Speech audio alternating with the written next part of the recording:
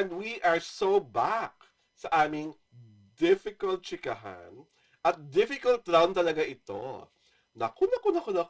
Para nararamdaman ko na naman na marami na naman violent reaction. Pagkatapos sa aming talakayan ito. Ito po si Alwin Ignacio, the diva that you love. Kasama ko ang aking kaibigang Bonggang-Bongga. Glenn si Bongga. Ito po ang Kitty Show. Ang tarayan na talakayan, Showbiz Edition. Pinangangalandakan na sa buong corners ng show business na ito daw, si Catherine Bernardo at si Alden Richards ay may mutual understanding na. MU na silang dalawa. At para po sa akin na to ha, opinion lang po ito ng The Diva That You Love. Ito po ay isang malaking kabalbalan. Ano ba kasabi mo dyan, kaibigang Bonggang-Bongga? Bago ko ipaliwanag kung bakit kabalbalan ang turing ko dyan. Hayaan mo na muna. Kaya ikaw naman kabalbalan agad. Hayaan mo munang magpasarap muna syempre yung mga Katden fans na sa edisyon ng MU. I-feel muna nilang MU, 'di ba? Okay. Kasi sabi nga nila ayaw rin naman nila magmadali. Okay. Kaya i-feel muna nila yung kanilang MU stage. O bakit mo naman nasabing kabalbalan yun? Kasi so talaga. Kasi naman. Awayin na naman tayo. Okay lang sa akin, awayin na lang. Kaya sa akin, kaya siya kabalbalan. Unang-unang sa lahat, 32 anyos na si Alden Richards. At si Catherine Bernardo ay in her late 20s at survive a relationship of so many decades. Sa tingin nyo ba, nag-high school pa ang dalawa para magsabing MU? Mutual understanding?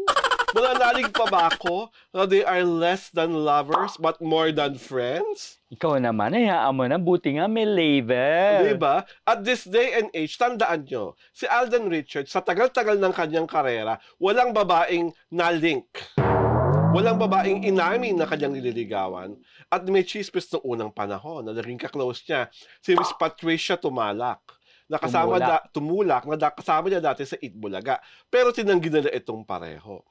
Ikaw ba, kung mahal mo talaga si Catherine Bernardo, at talaga iniibig mo, itatanggi mo, at sabihin mo, MU, ano naman yan, Alden? Magpakalalaki ka naman. Tigas-tigas mo naman ang paglaban mo sa pag-ibig mo para kay Catherine.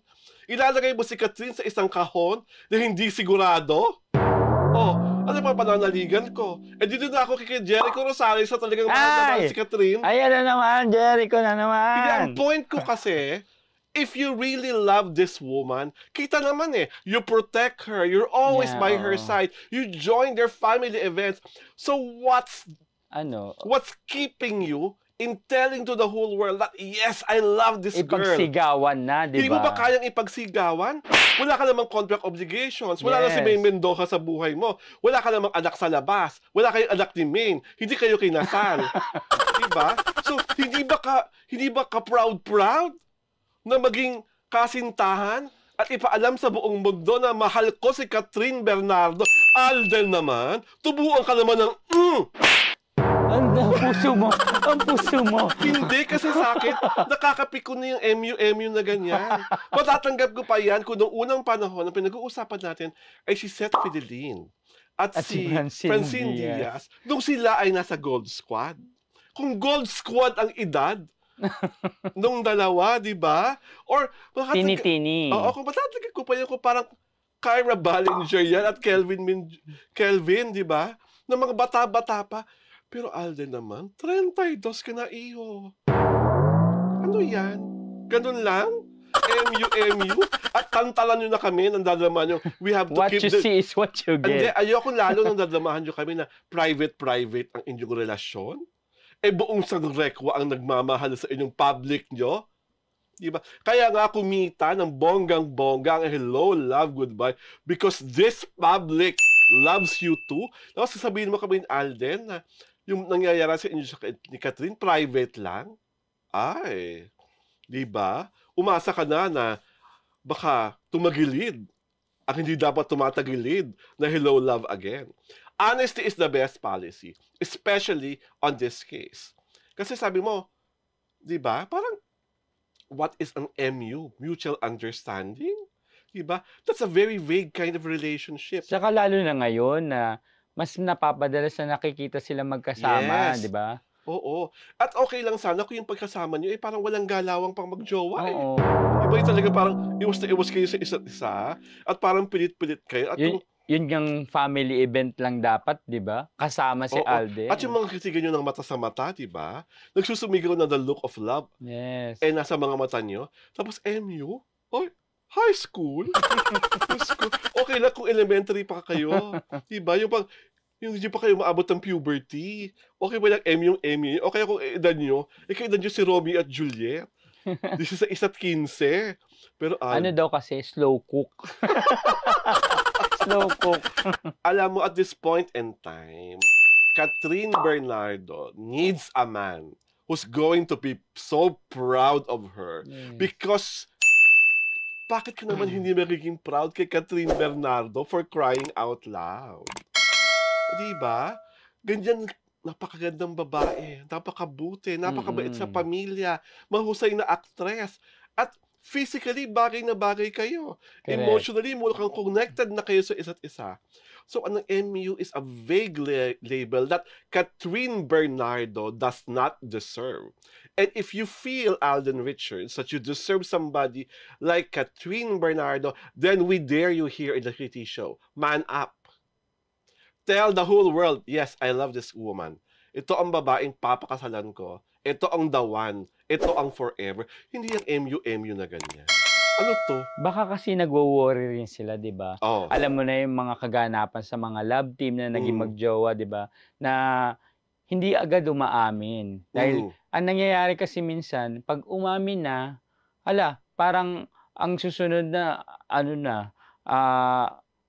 pagkatapos ng kasalan hiwalayan na ba? Ah, Parang ang bilis kasi ng pag-iisip minsan ng mga mga tao. tao Oo. na parang hindi na sila gano'n, na-e-excite 'pag biglang umamin na agad sila. Ah, Parang so ano, for excitement purposes hayaan muna natin silang ano, magkandire tini-tini magkandiret sa magtini-tim MU. mag-MU muna. At least may label.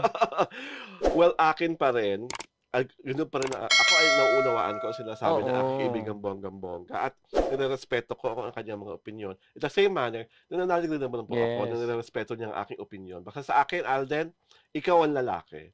Ikaw ang dapat unang umamin tungkol sa relasyon.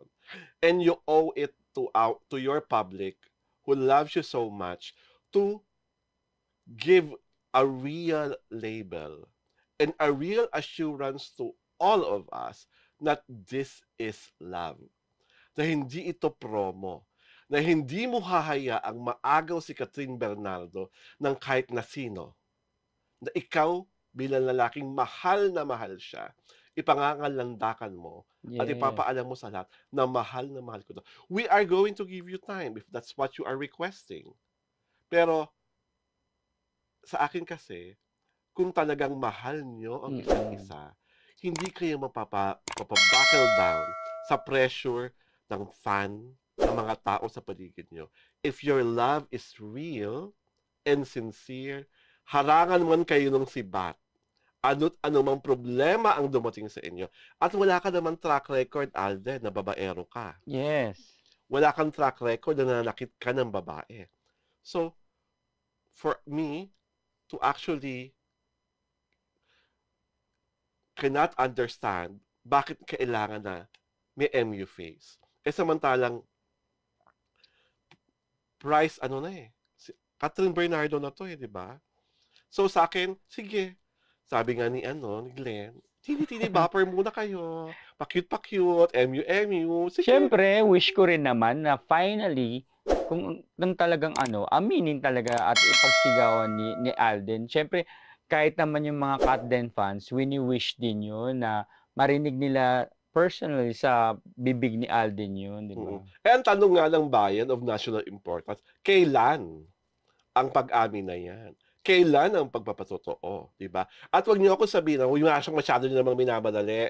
Sa tingin niyo ba, hindi pa healed si Catherine because of Alden? Kitang-kita niyo namang healed na si Catherine because of Alden's tender love and care. Correct.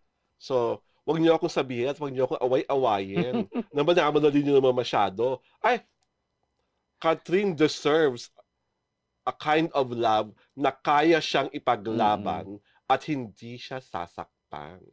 Dahil dyan, para makalma na ako. Kalma, kalma. Mawala na Kalma, ang aking kalma, pag-iinit ng ulo. Manood, tumutok, at syempre, mag-subscribe na kayo sa The Kitty Show. Ang Taray at Talakayan Showbiz Edition na inyong mapapanood tuwing Sabado at Linggo, alas 4 ng hapon sa Jario Turada YouTube channel at Facebook page. So ano pang dapat yung gawin? Para hindi kayo magsukan, subscribe na po. Ito po si Alwin Ignacio, the Diva That You Love. Kasama ko ang aking kaibigang Bonggang-Bongga. Glency Bongga. Ito po ang Kitty Show. Ang Taray at Talakayan Showbiz Edition. Love, love, love! Happy Sunday. Happy Sunday! Bye-bye.